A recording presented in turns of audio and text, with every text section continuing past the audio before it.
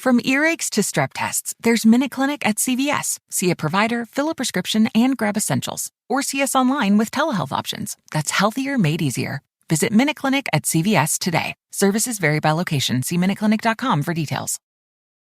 In a world that's a little simpler, comes the tale of Veltima fungicide. Swift, simple, and secure. It's a corn-growing story without all the drama. Unless you add totally epic music, really random sound effects, and a cool announcer guy. Get ready for the blockbuster yields of the summer with Veltima fungicide from BASF. Coming soon to a field near you. Always read and follow label directions.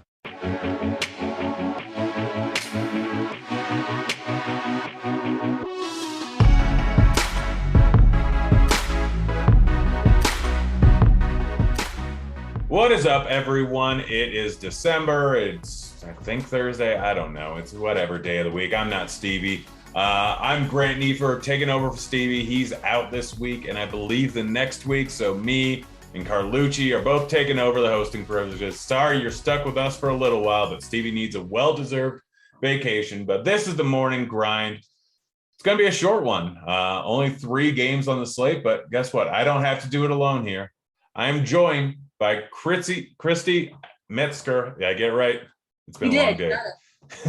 How you doing over there, Christy? It's been a long time since we've done a show together. It has, but hey, good to talk to you. I know we've had a chance to catch up a little bit before we jumped on the show here, but yeah, I was excited to do the show with you. And again, huge congrats to your big win here recently, and it was kind of fun to talk some betting with you. So congrats again. Yeah, no, I'm excited. A lot of cash coming in, and I'm going to Vegas this weekend. So yeah, it's not a bad time in my life. I might go a little bit lower than I normally do on football this weekend, just because it's been a grind. I can't believe we're 3.5 months in. We're a month and a half into basketball. Things just keep happening. But it's been a good year. It has been a good year, that's for sure. Absolutely. Yeah, I mean, I feel like you've won live or gotten to some live finals recently. I have. I was at the FanDuel. I had a couple of seats for the FanDuel baseball live final, so I was out there in Colorado. So yeah. Oh yeah, no, I was supposed to go up there, and then I think I might have gotten COVID or I got sick. I don't know. I just stayed in my house regardless for a week because during baseball season I don't go anywhere anyways. Exactly, too busy. But yeah, we got a nice little 3-game slate on tap for Thursday. It's an interesting one. All the games start between. Am I looking at the wrong day? Am I looking at the night slate? I might have had the right. I was looking at tonight's slate. It's in any case, it's a 3-game slate. I've already looked at it. I just had the wrong one pulled up. I got really confused. But yeah, we got a nice little 3-game slate here. Yeah, I mean, a few teams playing on back-to-backs. This page still won't open for me. I don't know what's going on here, but we're gonna get started here with the first game, and it is the Jazz going up against the 76ers. Jazz, second end of a back-to-back. 76ers, second end of a back-to-back. So we don't really know much of anything when it comes to injury reporting. So let's just get started off with the Jazz. We don't know who's going to be playing. As of right now, it doesn't look like anyone will be out. I think that game is still being played right now. But anyone, it's a 3-game slate. Philly, do you think Philly will end up sitting anyone? I think it's possible that they do, just being on a back-to-back. But yeah, I mean, and obviously that'll change the slate up a lot. But I think it's possible. Yeah, so we're just going to go into the assumption that everyone's playing on the Utah side. I mean, not a horrible matchup going versus Philly, not a great one. Guys I generally wouldn't consider on a big slate, but on a 3-game slate, I think you can take some guys. Who are you interested in? Yeah, I agree. The Jazz are kind of a team that I've kind of avoided most of the season when they're at full strength. But, I mean, it's a 3-gamer, or a 3-game slate. So obviously going to have some interest. I think Mike Conley, he's certainly in the conversation. I mean, he's never someone that I start with, but, he's certainly priced right. And, Over the last 4 games or so, depending on where he ends up tonight, but he's averaged over 30 fantasy points over the last 4 games. Should receive a lot of minutes and such. Donovan Mitchell's been pretty hot too. So I think he's someone that you can certainly play too. Rudy Gobert, I think there'll be some decent centers. I mean, we'll have Jokic, Embiid, and Gobert. So I always have interest in him too as a center. And then, for value plays, if you happen to land on him too for a last piece, you certainly could get to Bogdanovich or even Royce O'Neal. But probably the most interest I would say would be Conley, Mitchell, and Gobert. Yeah, no, those are the main 3 guys that I would end up going with. I mean, Gobert should end up, assuming Embiid plays, Gobert should end up playing a lot of minutes. Whiteside isn't going to end up playing on Wednesday night. That game, I think, is just starting like 20 minutes ago. Could potentially be gone on Thursday night, but who knows at this point right now. I mean, regardless, like Gobert is going to play his minutes. If Whiteside ends up missing, I think maybe Royce O'Neal gets a little bit more run. But yeah, Gobert, Conley, Mitchell are the 3 main guys I want to go with. And then I think you can actually dip into Clarkson, into O'Neal here. Not really a great matchup. I think there's better spots to go with. I mean, next game's a lot more exciting. But on the Philly side, I mean, Simmons is still out, and like Embiid, second into back-to-back. Like I don't really love anyone from here. A lot of people are viable. I don't know. Are you on the same page as me? I totally am. Yeah, there's not anyone that I'm necessarily targeting. And like you said, it'll be interesting to see if, they give anyone rest, but sure, you could always have Embiid in there. He has a 34% usage. Tobias Harris is never someone that I start my lineups with, if he happens to fit in, but I mean, he's priced pretty efficiently on both sites. He's 7,600, I believe, or somewhere around there. So, not someone that I'm really targeting. Not a ton of interest in Seth Curry or even Tyrese Maxey. He hasn't been playing all that great either. So, we'll just kind of have to wait and see tomorrow if we get any value from this game, if anyone does sit, but as it sits, not a ton of interest. Yeah, no, just kind of a spot where like Embiid is fine as a spend up. Harris is fine, like he's priced where he should be. Maxey's role in this offense really isn't the same with both Harris and Embiid in there. So not a guy that's going to go off. I mean, Seth Curry can end up getting lights out from behind the arc at any given time. But at 5.6K, you're better off looking at other places. Drummond not going to get the minutes. Shake Milton's price came up because of Maxey being out the other night, but now he's too expensive at 5K. Like Georges Niang, unless Tobias gets ruled out, then there's no real point in playing him. Danny Green, I never want to play, but I mean, you can hope that he ends up making like 5 threes, and still you probably don't even need him at that point. So this is probably the least intriguing game on the entire slate. If you want to just avoid it and wait for the later games, that's fine. Or if there's any injuries, could end up opening some stuff up. But yeah, for the most part, just kind of out on that game. Let's move on to a much more exciting game here. We got the Lakers going up against Memphis. For the Lakers, Nunn is out. James and Davis should end up playing. They're both probable. Memphis, second of a back-to-back. We don't have the news, but Morant should still be out. Anderson should still be out. Clark should still be out. So unless we'll see what news we get. It's tough the night before, but we'll start off here with the Lakers. Assuming everyone is a go, is there anyone that you really like here? I mean, we got some guys that are going to play their normal ancillary roles, but we got all 3 of the main pieces of the Lakers in there. Any interest in anyone? Yeah, see, it's tough. It's like, especially with the big 3 with Westbrook and Davis and LeBron, I tend to stay away from them if they're all 3 healthy and playing. If one of them were to sit, would certainly have interest in the others, but, typically don't look to target them. Could have some interest if Horton Tucker is in the starting lineup. I mean, he could be a value piece there, but otherwise pretty tough to target any of those 3, maybe out of those 3. And I think they're all probable too. They've always carried questionable tags, but maybe you could throw Anthony Davis in there because it is such a small slate, but as of now, kind of just waiting to see what the lineup looks like tomorrow.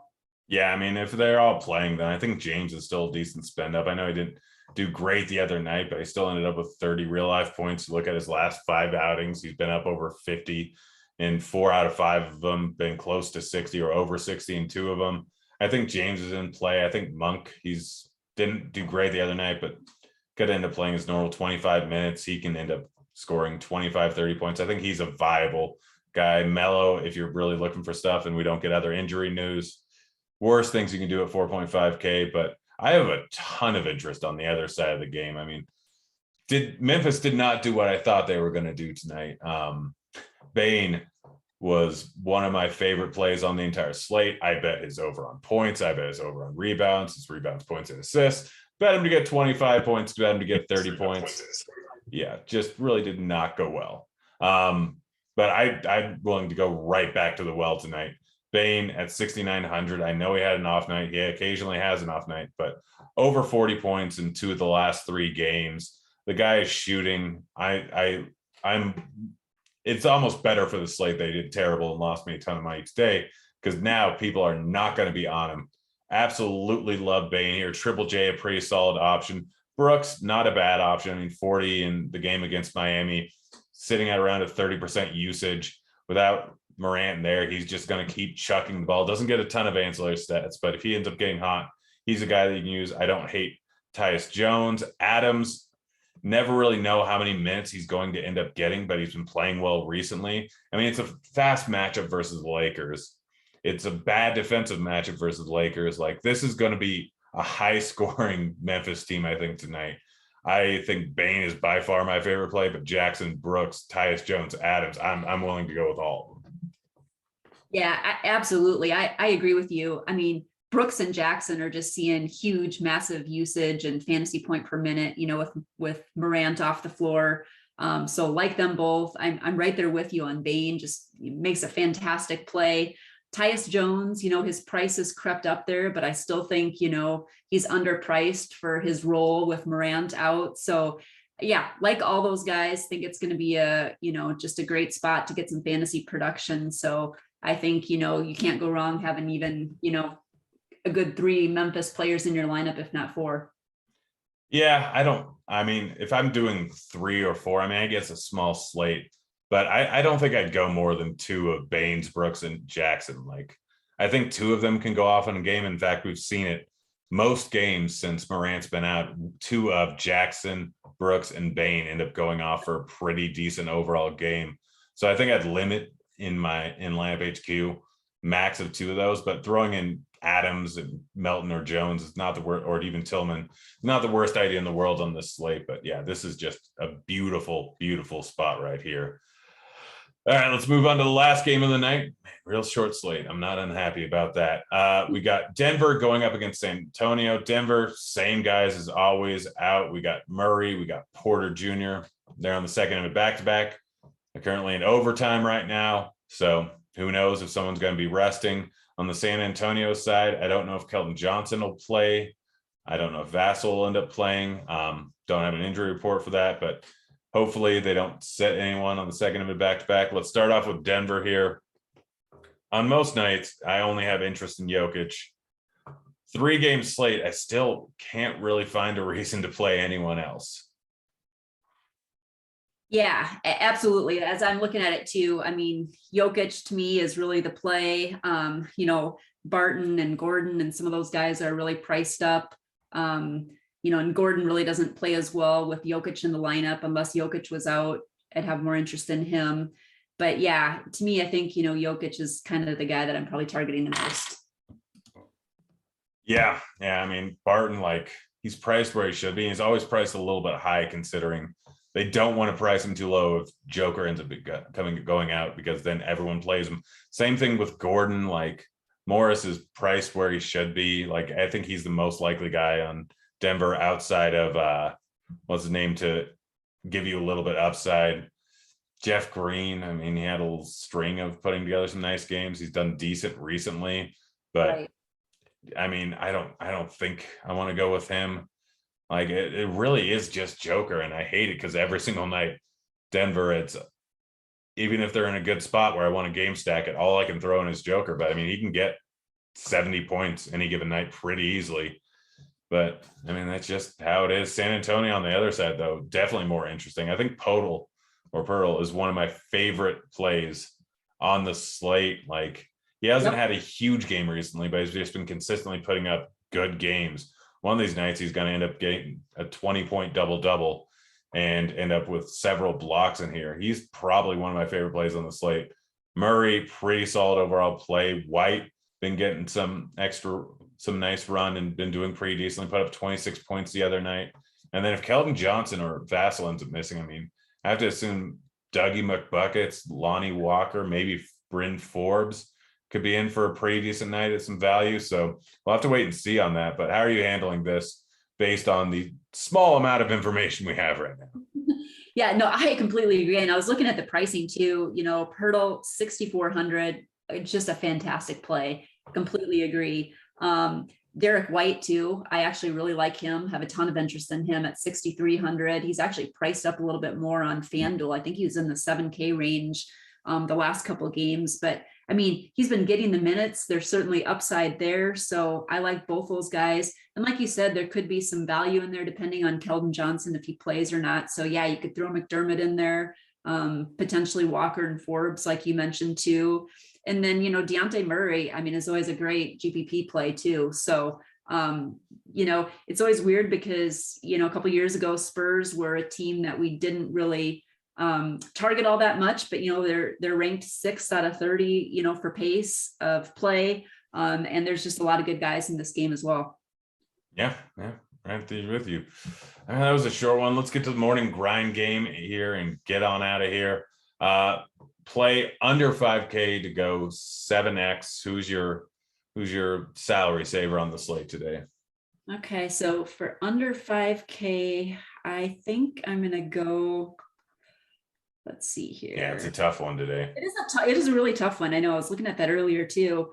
Let's go. I mean, this is not a great one, but I think I'm gonna go Jeff Green. Yeah, I'm going to go with Malik Monk, I think. There's not really anyone I love. No. Just how it is. I mean, something will open up tomorrow. I'm almost certain of that with so many teams playing on a back-to-back. But as of right now, not really anything great. Favorite play over 8K to go under 5X. Who's your top price bust? My top price bust is going to be, I'm going to go with Russell Westbrook. Yeah, he's the only real viable option. I mean, I'm not happy with any of the other choices. I'm just going to go with Anthony Davis, but Westbrook's the easy one there. All right, then favorite 6X play of the slate. 6X play. I'm actually going to go Derek White. All right, I'm going Desmond Bane. Absolutely love him today. Did not work out well, but guys, don't worry, he doesn't have 2 bad games in a row. It just doesn't happen. He may put up a dud sometimes, but always comes back and crushes the next time. Favorite GPP play. Let's get weird GPP play. It's tough with low ownership on a 3-game slate, but who's your off the board play?